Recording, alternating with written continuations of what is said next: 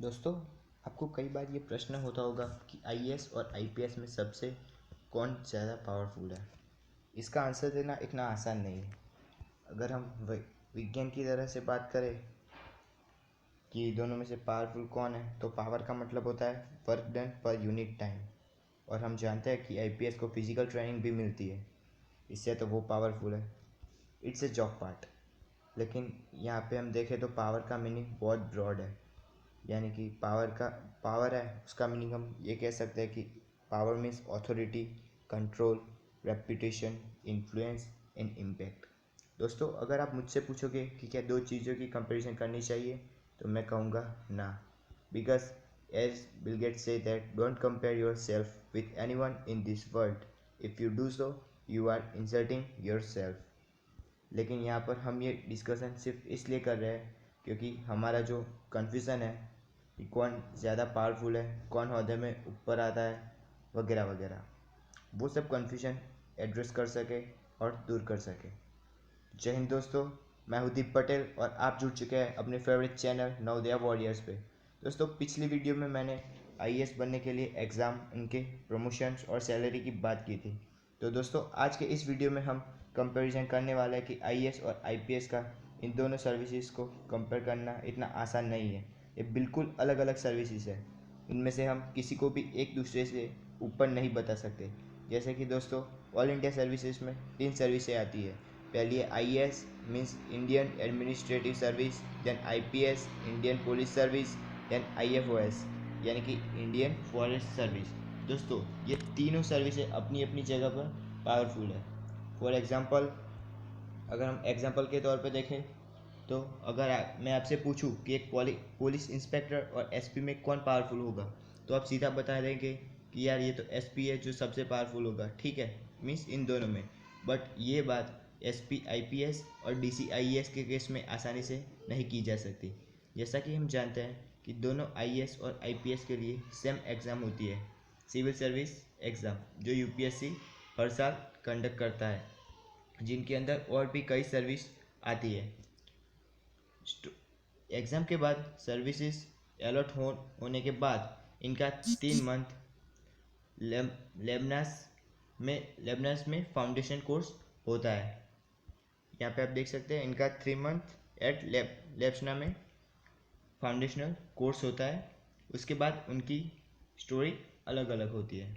Let's come to the point that who is more powerful.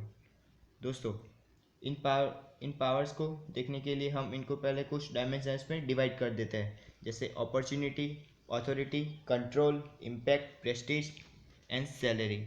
ठीक है, तो first of all we come to the point that is opportunity. दोस्तों, IAS के पास higher post होती है, जो कि होती है कैबिनेट सेक्रेटरी। ऐसे ही आईपीएस के पास जो हाईएस्ट पोस्ट होती है उसको हम कहते हैं सीबीआई डायरेक्टर। दोनों के promotion wise and career wise अच्छी अपॉर्चुनिटीज़ होती है। अगर हाईएस्ट लेवल पर बात करें तो इन आईएएस लेट्स री नरेश चंद्र, जो कि 1956 बैच से है आईएएस ऑफिसर, जो हाईएस्ट पोस्ट ऑफ आईएएस यानी कि कैबिनेट सेक्रेटरी से रिटायर्ड हुए, जिन्हें 2007 में सिविल सर्विस में second highest civil Honor Padma Vibhushan दिया गया था। ठीक है, और आईपीएस में बात करें तो अजीत कुमार डोवाल, जो कि नेशनल सिक्योरिटी एडवाइज़र, जिनके बारे में लगभग सभी जानते हैं, आईपीएस में as a CBI director post से रिटायर हुए। उसके बाद दोस्तों हम आते हैं अथॉरिटी पे। ठीक है, तो आईएएस के पास गवर्नमेंट ऑर्गेनाइजेशन में काम करने का मौका होता है, बट आईपीएस इन्फ्लुएंस यानी कि पॉलिसिंग डिपार्टमेंट में ही रहते हैं। बट इफ़ आईएएस को डिस्ट्रिक्ट मैजिस्ट्रेट डिस्ट्रिक्ट मैजिस्ट्रेट की डिस्ट्रिक्ट मैजिस्ट्रेट के अलावा कोई दूसरी पोस्ट मिलती है, जैसे कि किसी भी ऑर्गेनाइजेशन की डायरेक्टर की बात की जाए, तो उनकी अथॉरिटी सिर्फ उस ऑर्गेनाइजेशन तक सीमित हो जाती है। What I mean to say that IAS as an DM सबसे ज़्यादा पावरफुल होता है as compare to other post of IAS. As a DM IAS officer के पास बहुत सारे डिपार्टमेंट की अथॉरिटी होती है, जैसे कि law means land, water resources, electricity department, then law and order, then tax collection department, etc. Okay, as in case of IPS there is a SP. ठीक है, एसपी हमेशा डीएम को रिपोर्ट करता है और डीएम कभी पुलिस स्टेशन की inquiry कर सकते हैं। ठीक है, और किसी एसपी की APAR यानी कि एनुअल परफॉर्मेंस अप्रूवल रिपोर्ट जिसके बेस पर उनकी प्रमोशन होती है वह एक डीएम तैयार करता है। दोस्तों इसके बाद हम आते हैं कंट्रोल पे। तो एक आईएएस ऑफिसर के पास बहुत सारे डिपार्टमेंट का कंट्रोल होता है। उनका काम मोस्टली एक जैसा होता है, जैसे कि अन्य डिपार्टमेंट पर नज़र रखना कि काम ठीक से हो रहा है कि नहीं, और अगर नहीं हो रहा है तो उसके खिलाफ लीगल एक्शन लेना। एक आईपीएस ऑफिसर के अंडर बहुत बड़ी पुलिस फोर्स आती है जिसकी वो फ्रीकली कमांड कर सकता है। ठीक है, हालांकि आईपीएस का काम भी मैनेजर जैसा ही होता है जिसमें बस डिपार्टमेंट उनका फिक्स होता है, बट स्पेशल केस में आईपीएस ऑफिसर खुद इन्वेस्टिगेशन करते हैं। अगर हम एक एग्जांपल ले तो देखिए, एज ए एग्जांपल ले तो अगर एक डिस्ट्रिक्ट का डीएम जो कि वहाँ के कांस्टेबल को कोई कमांड देता है या उसकी गलत हरकत पर उसकी नज़र पड़ जाती है तो क्या वह उसे सस्पेंड कर सकता है? तो जवाब है नहीं। वो बस एक काम कर सकता है कि उसकी कंप्लेंट उस डिस्ट्रिक्ट एसपी को कर दे।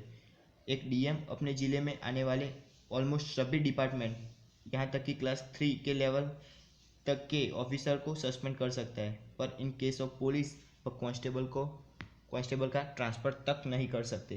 पुलिस रिलेटेड ये पावर सिर्फ डिस्ट्रिक्ट एसपी या आईपीएस के पास होती है। आफ्टर कंप्लेंट फ्रॉम आईएएस उस कांस्टेबल के खिलाफ कोई एक्शन लेनी है या नहीं, यह पावर केवल आईपीएस के पास होती है।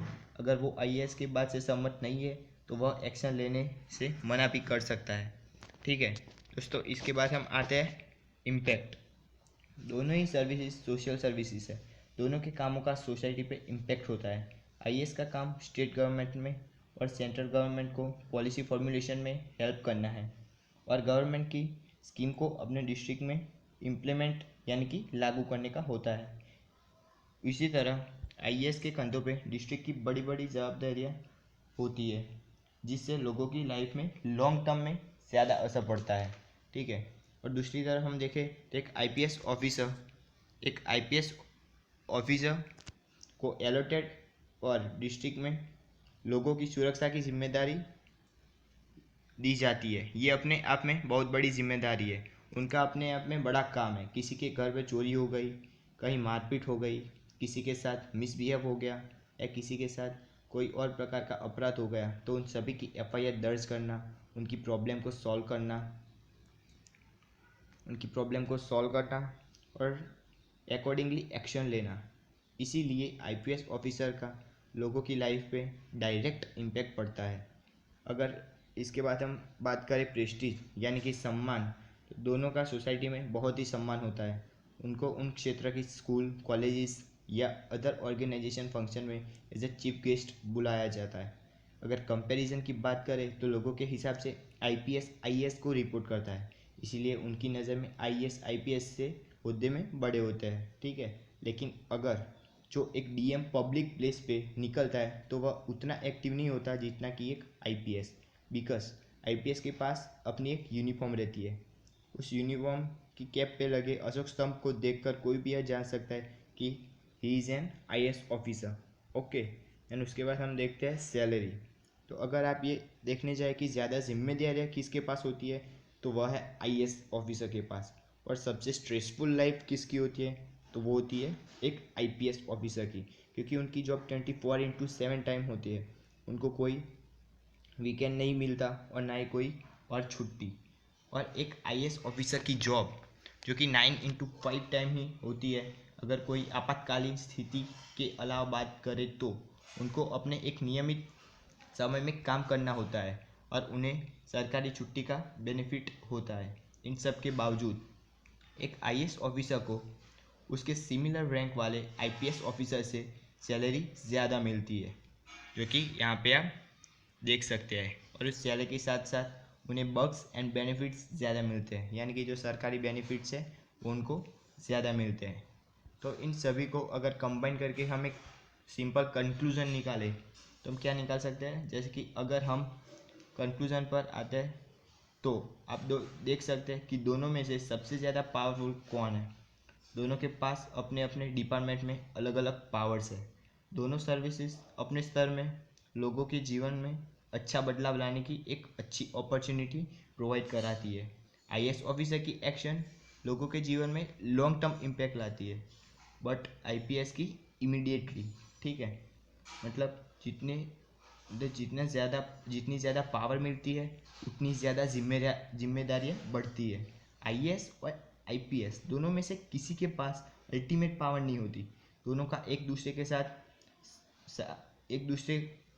के साथ सहकार से काम करना पड़ता है। कई बार दोनों में तालमेल न होने से विवाद भी छिड़ जाता है। ऐसे में एक या फिर दोनों का ट्रांसफ़र कर दिया जाता है। तो दोस्तों, ये थी powers of IAS versus IPS. So अगर ये वीडियो आपको यूज़फुल लगी हो तो इसको लाइक ज़रूर कर दें। Thank you.